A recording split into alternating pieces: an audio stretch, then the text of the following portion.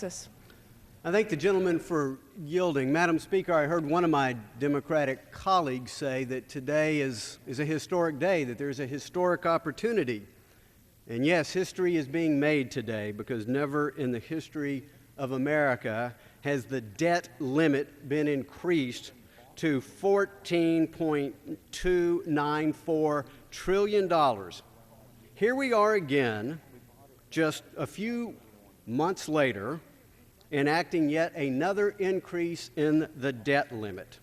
The new debt limit, again, $14.3 trillion, costing every American household over $120,000.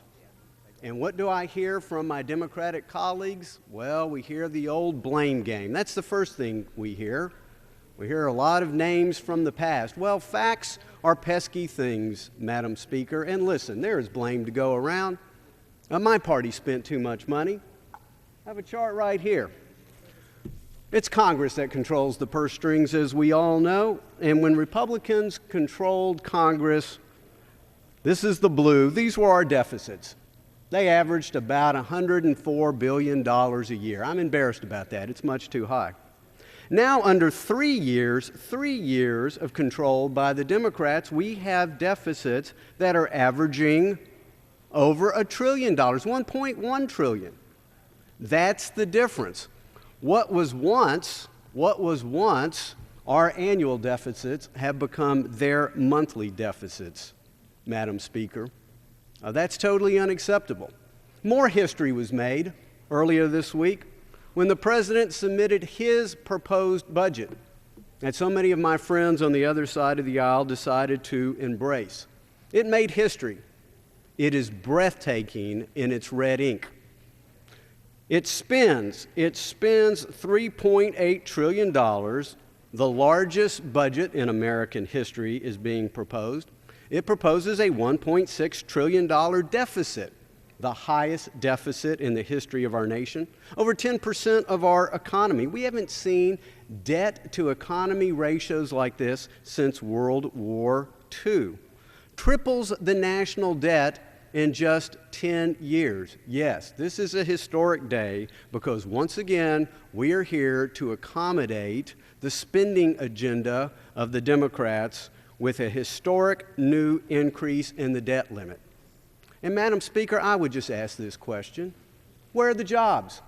Where are the jobs? We were told that if we went off and if we passed this government stimulus plan, that somehow unemployment would never go above 8%. What do we have? We have an extra $1 trillion in debt from that act, and we're still mired in double-digit unemployment. You cannot spend, borrow, and bail out your way to prosperity. I'd like to give the gentleman an additional minute, please. Additional minute. I thank the gentleman. Again, we have seen it. It's almost a year later. And yet the Democrats continue to try more of the same. Borrow, spend, bail out your way into prosperity. And what do we have? Again, an additional $1.2 trillion in debt, and over 3 million more of our fellow countrymen have lost their jobs. Small businesses are wondering who's going to pay for all this. They're concerned about the $2 trillion takeover of health care. Who's going to pay for that? They're concerned about the threatened $800 billion carbon tax, the energy tax. Who's going to pay for that? The omnibuses. Is it any wonder that jobs are not being created in America? I speak, Madam Speaker, to small businessmen and investors every week, and they tell me, we're too scared to create jobs in this environment. Are we going to have rapid inflation? Is it going to be the huge tax increases? Is Congress and the President going to vilify us once again? And my colleagues wonder, where are the jobs? Time of the gentleman has expired. You cannot borrow and spend and bail out your way to prosperity. I yield back the balance of my time. The gentleman from